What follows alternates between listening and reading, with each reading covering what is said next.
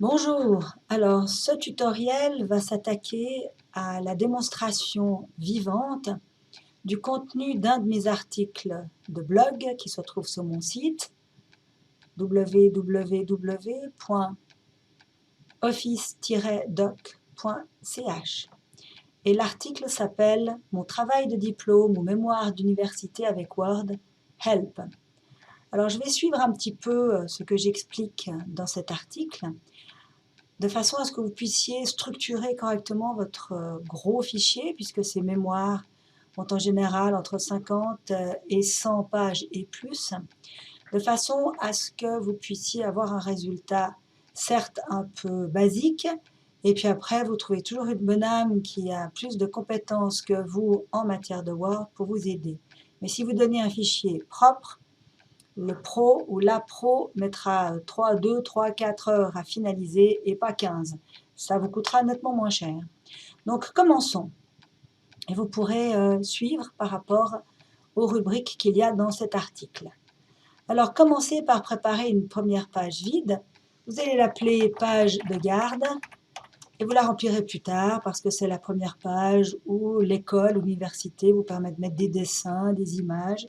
C'est aussi souvent l'endroit où vous mettrez le titre de votre mémoire. Allez dans Word, dans l'onglet Accueil. Ne touchez pas à ni titre 1, titre 2, titre 3, mais vous pouvez par exemple sélectionner quelque chose comme titre, tout simplement. Et puis en général, on pose une question, hein, que penser de, analyse de, etc. Puis un contrôle plus retour, ça va créer une nouvelle page.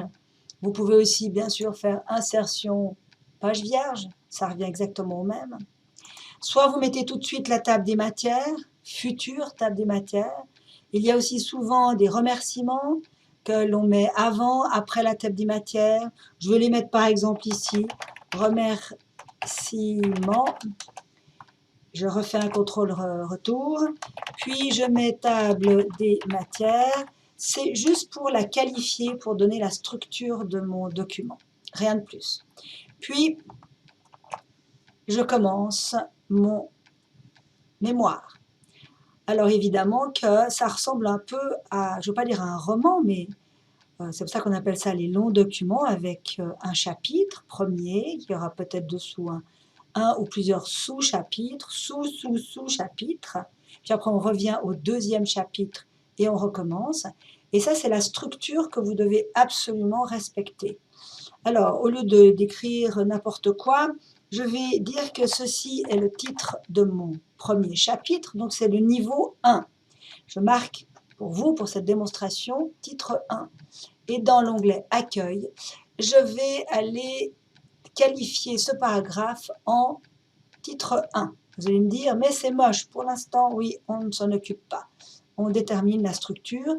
Ne vous embarrassez pas non plus à mettre des retours avant, après. Laissez faire Microsoft de façon tout à fait automatique. Pour éviter d'écrire 18 000 X, peut-être vous ne le savez pas, je vous l'apprends.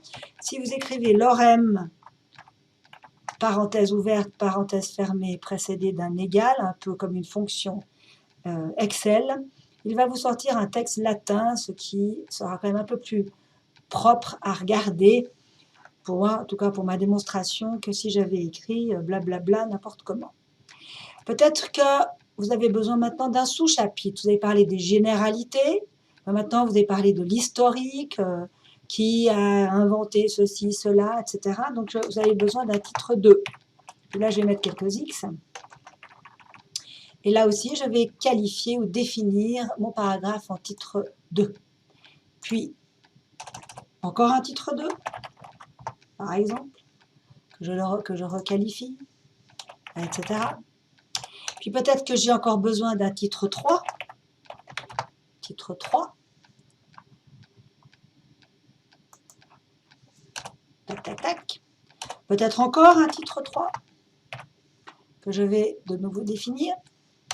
Comme j'ai un petit peu préparé ma démonstration avant, vous voyez que c'est marqué ici titre 4. Mais en fin de compte, une fois que j'ai utilisé le titre 3, parce que par défaut, la galerie s'arrête au 3, automatiquement, par l'utilisation d'un 3, j'ai un 4. Quand j'utiliserai le 4, il y aura le 5, etc. Puis certainement que vous allez repartir dans un nouveau chapitre. Jusqu'à présent, je n'ai pas mis de rupture de page parce que vous ajoutez, retranchez des paragraphes. Donc, on laisse les ruptures de page flottantes, automatiques, même si c'est moche, on laisse aller. C'est vraiment la cerise sur le gâteau, c'est ce qu'on fait tout à la fin. Je vais faire un contrôle-retour là parce que je sais que mon deuxième chapitre doit absolument commencer sur une nouvelle page. Ça, c'est quelque chose qui n'évoluera pas. Et je vais remettre titre 1. Et puis, je recommence. Blablabla, blablabla. Titre 2, etc., etc. Je ne vais pas faire ça pendant 10 minutes. Voilà, jusque-là, on est content. Avant de passer au point suivant, 2 remarques. N'hésitez pas à double-cliquer sur la partie de la page, quelle qu'elle soit et où qu'elle soit, de la place où il y aurait normalement le pied de page. Et vous pouvez tranquillement utiliser ce que Microsoft met à votre disposition. Vous voyez un petit peu dans le ruban en dessus, eh bien, vous avez différents éléments. Contrôlez que cette case n'est pas activée, ni la première ni la deuxième. Elle va vous embêter plus qu'autre chose. C'est quelque chose qu'on fait tout à la fin. Par contre, un pied de page complet avec différentes possibilités. Si vous trouvez le bonheur là-dedans, n'hésitez pas. Si pour l'instant, vous ne voulez que le numéro de page, eh bien, vous dites à la position actuelle de mon curseur ou dans le bas de page, je te mets un numéro, etc. Si vous avez un retour de trop, vous pouvez parfaitement le gérer. Vous redouble-cliquez dans votre corps de texte et votre pied de page est défini. Oui, je sais, il part depuis la première page de votre document. Il suffit que je le montre ici pour le voir. Tout ceci se règle très facilement tout à la fin. Pour l'instant, on reste dans le squelette de ce document. Autre recommandation, évitez ceci, insertion, page de garde. Il y a des super jolies choses et puis on se dit « Ah, mais ça, c'est pas mal, mais je vais un peu modifier ». Vous allez entrer dans un monde de graphisme avec des choses qui flottent, des éléments un peu avancés de Word. Si vous maîtrisez, fort bien. Si vous ne maîtrisez pas, évitez-le. C'est une simple recommandation. Et voilà, à ce moment précis de ma démonstration, si vous avez sur le côté, par exemple, mon article de blog, ceci correspond à la première rubrique, préparer la structure de vos pages avec des ordres d'en-tête et de pieds de page globaux. Et priorité 1, définir les titres de chapitres et les titres de sous-chapitres. Je vois que je suis à 8 minutes, je pense que je peux continuer et je n'aurai pas besoin de faire 2 tutos. La rubrique suivante, c'est redéfinir le format des titres 1, titre 2. Oui, parce qu'évidemment, c'est moche, c'est pas du tout ce que vous voulez. Admettons par exemple que ce titre 1 est remarqué. Je n'ai pas besoin d'être dans la première occurrence de ce titre 1. Du moment que je suis au sommet de la pyramide, tout va bien. Je vais carrément décider que ce bleu ne me plaît pas. Je vais faire une démonstration un peu visuellement percutante, mais pas nécessairement très belle, je vous l'accorde. Donc, je vais mettre, allez, on va pas mettre du rouge, on va mettre un vert comme ça, pour que ça soit bien, qu'on le voie bien, un gras. Oh, et puis, je vais mettre en plus de ça quelque chose au milieu. Non, c'est moche au milieu. On va laisser comme ça. Mais il est évident que mes autres occurrences de titre 1 n'ont pas été modifiées. C'est du formatage très manuel. Je ne vais pas faire ça sur les 18 chapitres que va comporter mon mémoire. Donc, je vais aller là où j'ai attribué le titre 1, je vais cliquer avec le bouton droit et je vais lui dire « Mets à jour le titre 1 ». Donc, mets à jour sa définition, je la mets à jour. Et à ce moment-là, partout où je l'ai utilisé, c'est fait. La même chose avec un titre 2, si par exemple là, je veux aussi du gras, puis je vais mettre une bordure basse, mais la bordure inférieure est un peu fine, donc je vais retourner dans la liste déroulante des bordures, attraper la boîte de dialogue, décider que j'aimerais que ça soit un petit peu plus épais, et je vais changer la couleur pour rester un peu dans les bleus foncés, et puis voilà, c'est fait.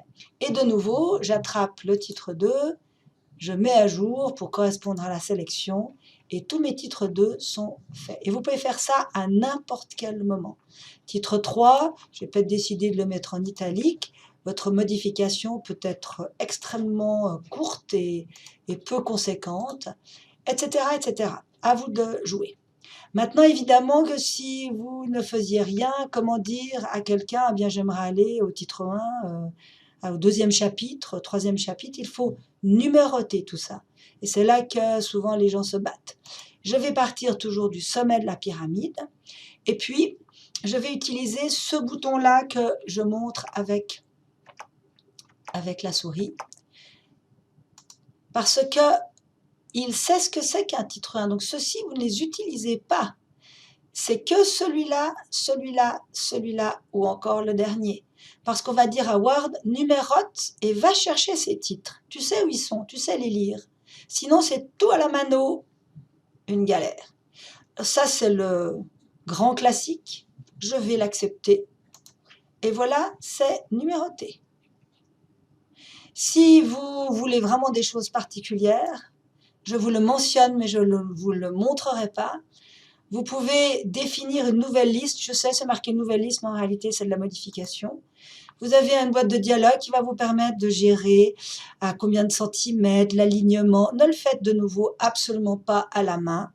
Laissez-le travailler pour lui. Vous pouvez modifier énormément de choses. Travaillez toujours depuis le sommet de la pyramide. À partir de là, après générer la table des matières, c'est super extra simple. Il suffit d'aller dans Références, table des matières, table automatique, où il y a des titres 1, titre 2. Choisissez celle qui vous paraît sympathique. Là, on ne voit pas beaucoup la différence entre les deux. Je vais prendre la première. Ça me permettra d'enlever le texte que j'ai utilisé pour qualifier ma page. Et puis, j'ai simplement qu'à regarder si tout va bien, page 4, page 5. Et puis, bien sûr qu'ici, je pense que ça ne vous plaira pas. L'alignement, j'ai de très mauvais goût. Alors, sachez que chacun de ces titres a été récupéré, chacun de ces niveaux a été récupéré ce que vous avez tapé. Le format, lui, provient, il suffit, par exemple, je sélectionne ceci, et ça provient d'un style, je vais le mettre là, qui va s'appeler TM1 ou TM2. Donc, vous faites la même chose qu'avant. Vous allez à la main modifier ce que vous voulez. Moi, par exemple, je vais modifier que ça doit commencer juste là-dessous. Ici, un petit peu, je vais enlever ce tabulateur qui ne me sert à rien. Je vais le poser comme ça. Voilà. Et j'ai même pas besoin de dire vas-y, modifie, c'est fait automatiquement. Je vais faire la même chose. Là, je vais le pousser un petit peu pour être aligné sous titre 1, prendre le retrait négatif, le poser là-dessus. Non, il n'y a franchement pas assez de place. Ceci, vous pouvez le virer ou le garder, c'est comme vous voulez. Et voilà, vous avez décidé comment votre table des matières doit esthétiquement se présenter. Voilà, je vous ai, en 13 minutes, je vous ai montré comment gérer ceci de façon vraiment basique.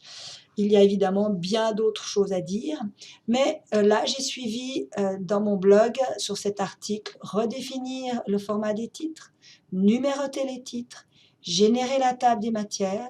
Je vous laisserai lire les bonnes pratiques pour l'utilisation des images, éviter de trouver un moyen de les promener sur les pages. Vous allez aussi partir dans une galère pas possible.